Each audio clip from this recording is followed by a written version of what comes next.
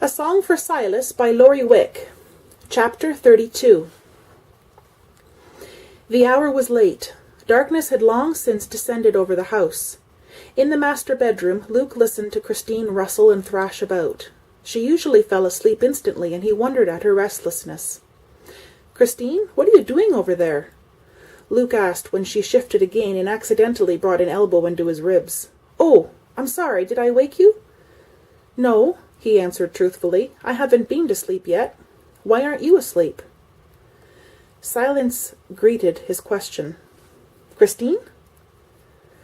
"I'm worried about Cy." She rolled over then and leaned over her husband. She could just make out his tanned face and dark hair against the whiteness of the pillow slip. "Did you see the look on his face when Mac and Julia stopped to tell us about the baby? I know he's happy for them, but Luke, he wants a family of his own. I can tell. Something happened in Neilsville. I don't know what, but he's miserable and trying to hide it. We're not enough for him, nor should we be. He needs a wife and children of his own." Luke reached up in the darkness and pulled Christine into his arms. He had noticed the changes in his brother. He could hardly miss them when they worked so closely. But Silas was a private person, and Luke did not feel it was his place to question him. With Silas, Luke and Christine living in the same house, they had become very close. But some people did not express their feelings openly, and Silas was one of them. Especially if he was upset, he kept very much to himself. Luke could not step in unless he sensed an invitation from Silas. Christine spoke again. "With Paul not living here, it's like he's the only one without a family of his own. Not only is everyone married, but everyone has children. And Luke—" Christine paused. "I think I'm pregnant too." Luke's arms tightened around his wife's frame. "You think?" "No, actually I'm sure." She didn't sound at all happy about it. Luke knew if Silas realized this, he would be angry. They didn't talk any more that night. Neither one had answers, and each tried to give their questions over to the one who did. It was Saturday morning, and the men had just come in for breakfast. Josh was clinging to Christine's skirt, and Luke rescued him so his mother could work. When the four of them were seated, Silas gave thanks for the food. He ended his prayer by thanking God for never hiding his will and for his ever-abiding faithfulness. Both Luke and Christine stared at him on the amen, and Silas announced, "I'm going to build a house." "For whom?" Christine wanted to know. "For me."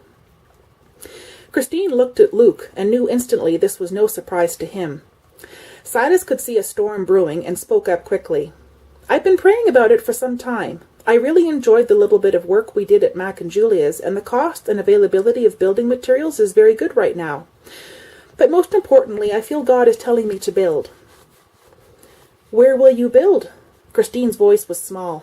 "On the far side of the big oaks."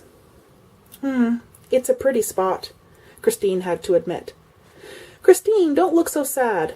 It's what I really want, and besides, you'll need my room eventually when you give Josh brothers and sisters." Christine blushed and looked down at her place. Silas's eyes flew to his brother's, and Luke smiled a warm, yes kind of a smile. Silas stared at Christine in shock. "Silas, don't look so worried. I'm fine." "Silas, don't look so worried. I'm fine." He imitated her voice in as high an octave as he could reach. He looked at her incredulously and spoke in his own voice. "I can't believe you said that to me. First, Sue is sick to her stomach most of the day and losing weight, and then Julia decides to faint dead away on the kitchen floor, and now you ask me not to worry. Honestly, Christine, pregnant women scare me to death." Luke and Christine could not hold their laughter at his chagrined tone.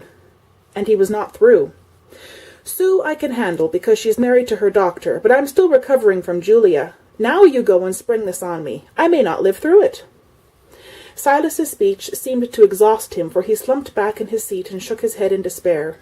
Luke and Christine only laughed all the harder. Later that day, Christine stood on the porch and watched her husband approach. He was moving entirely too slowly for her, and she nearly shouted at him as she met him at the foot of the steps. "Did you talk to him?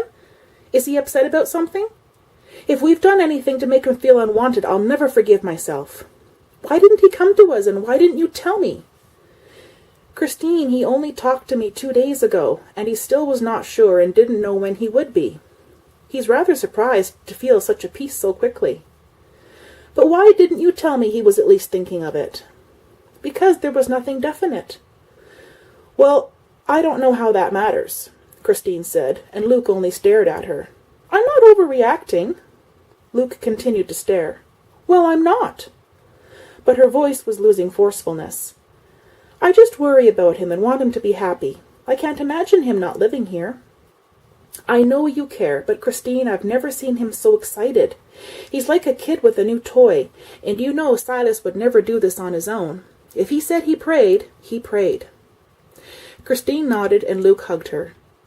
God is taking care of Silas, Christine. Leave it in his hands.